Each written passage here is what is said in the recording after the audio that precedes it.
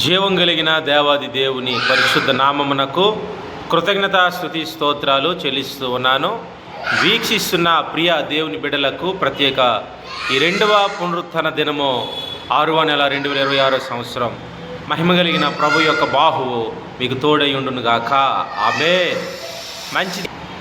ప్రియ దేవుని బిడ్డలారా, ప్రభు మనకిచ్చినటువంటి ఈ పునరుత్థాన దినమున దేవుని యొక్క లేఖన భాగాలు మనము ధ్యానించుకుందాం. చూడండి, book of numbers chapter 32 verse 18 to 19. సంఖ్యాకాండము 32వ అధ్యాయము 18-19 వచనాలు మనం ధ్యానిద్దాం. ఇశ్రాయేలీలలో ప్రతివాడును తన తన స్వాస్యమును పొందు వరకు మా ఇండ్లకు తిరిగి రాము. తూర్పు దిక్కున యోర్దాను యువతల మాకు స్వాస్యము దొరికెను గనుక యోర్దాను అవతల దూరముగా వారితో స్వాస్యము పొందమనిరి. ఒక బలహీనమైనటువంటి మాట వ్యక్తపరుస్తూ ఉన్నారు రూబేనీయులు, గాదీయులు. ప్రియ దేవుని బిడ్డలారా, నిజానికి అద్దరి దాటి వెళ్ళాలి, కానీ అద్దరి యువతల మాకు యాజేరు ఈ యొక్క గీలాదు ప్రదేశములో మాకు విస్తారమైన మందలకు సరిపోయిన నేల, వారికి శ్రేష్టమైన నేలలుగా, విలువైన నేలలుగా ఈ నేలలు బట్టి రూబేనీయుడు అయినటువంటి పెద్దవాడు చిన్నవాడైనటువంటి గాదుని బలహీనపరిచే పరిస్థితి. ఇతని కోసం ఈ రూబేను పెద్ద కుమారుడు ఇశ్రాయేలీలు అన్న యాకోబుకు. కానీ మనం ఈరోజు దేవుడు మనతో మాట్లాడే అంశము గాదు జీవిత గాథ. గాదు జీవితంలో ఒక విలువైనటువంటి గాథ ఈరోజు మనం ధ్యానిస్తూ ఉన్నాం దేవుని బిడ్డలారా. చూడండి, ఇక్కడ గాదు గాదీయుడుగా మారిపోయాడు. ఇతని కోసం మనకి 30వ అధ్యాయంలో 9-11 వచనాలు ధ్యానిస్తున్నప్పుడు ఆదికాండంలో అక్కడ మనకి దేవుని బిడ్డలారా, ఆదికాండం 30వ అధ్యాయము మనకి 30వ అధ్యాయంలో 11వ వచనం, లేయా ఇది అదృష్టమే కదా అనుకొని అతనికి గాదు అని పేరు పెట్టెను. దేవుని బిడ్డలారా, ఈ జిల్పా, లేయా దాసి అయిన జిల్పాకు దేవుడిచ్చినటువంటి కుమారుడే గాదు.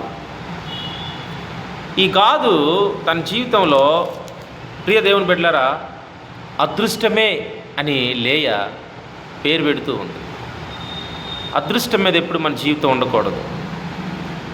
మన జీవితం not only depend on the lucky, but our life should be depend on the grace upon grace.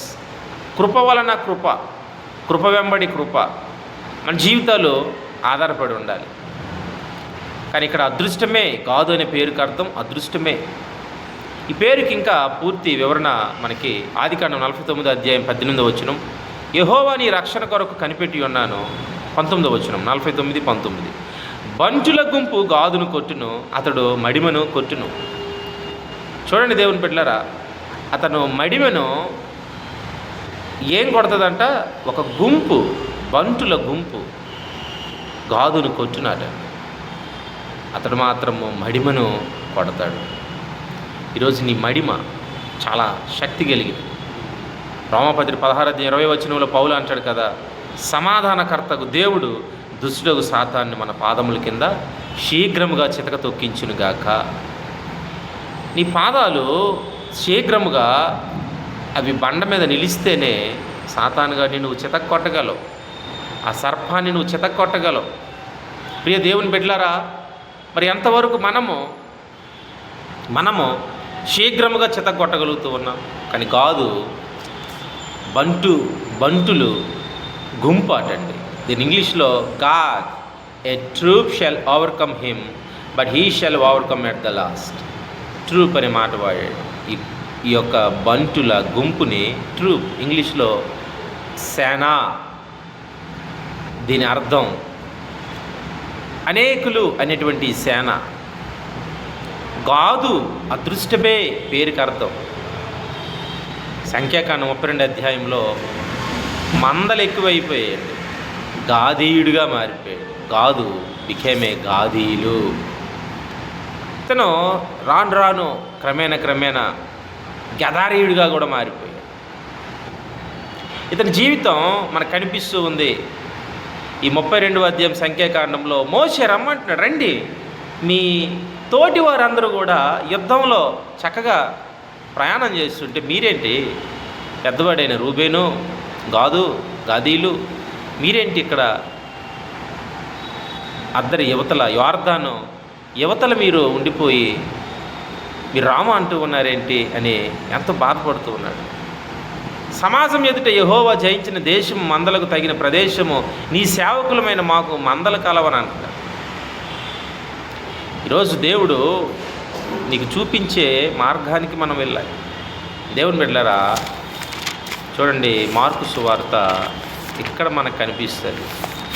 ఈ మార్కు సువార్తలో దేవుని బిడ్డలారా, అక్కడ ఉన్నటువంటి గెరాసేనుల దేశమునకు ప్రభువు వచ్చారు. మార్కు సువార్త 5వ అధ్యాయంలో గెరాసేనీల దేశమునకు, ఈ సముద్రం దగ్గర చాలా సంవత్సరాల నుంచి ఒక వ్యక్తి చాలా వేదన, గాదు తన జీవితం దేవుని బిడ్డలారా ఏ స్థాయిలో ఉందో చూడండి. ఇక్కడ మార్కు సువార్త 5వ అధ్యాయంలో ఏమాత్రము కూడా నిజానికి పరిస్థితులు అయితే సంతోషంగా లేవు. ఈ రీతిగా దేవుని బిడ్డలారా ఈ గెరాసీనులు అనేటువంటి సముద్ర తీరంలో ఒక వ్యక్తి సమాధుల్లో నివాసం చేస్తున్నాడు, కొండల్లో అరుస్తూ ఉన్నాడు. ఈ స్టోరీ అంతా మీకు తెలిసిందే. ఎంత బాధకరమైన పరిస్థితి. సర్వోన్నతుడా, దేవుని కుమారుడా, సమయము మాది అప్పుడే అయిపోయిందా, నీ సమయం వచ్చేసిందా? అపవాది భయం చూడండి. ఆ పందుల గుంపులోకి మమ్మల్ని పంపించమని వేడుకొన్నాం.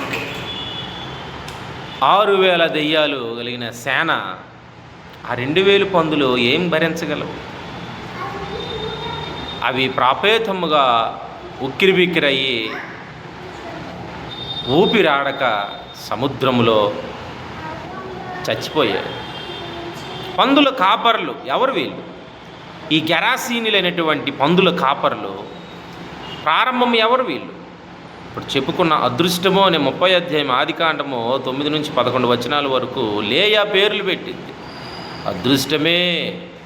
ఈ అదృష్టమైనటువంటి గాదు 32 అధ్యాయము సంఖ్యాకాండంలో గాదీయులుగా మారిపోయారు. గాదు బికేమే గాదీయులు, గాదీయులు గెదారేనీయులు, గెదారేనీయులు క్రమేణా గెరాసేనీయులు. ప్రభువా, నీవు మా ప్రాంతాలు విడిచిపెట్టి వెళ్ళిపో అంటూ ఉన్నారు.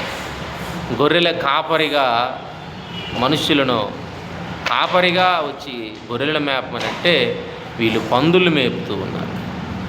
ప్రియ దేవుని బిడ్డలారా, ఈరోజు మన జీవితం ఒక గుంటలో పందిపిల్ల గొర్రెపిల్ల పడితే ఆ పాపమనే బురదలో ఈ దౌర్భాగ్యమైనటువంటి బలహీనతల్లో ఉన్నటువంటి వారు ఆనందిస్తారు.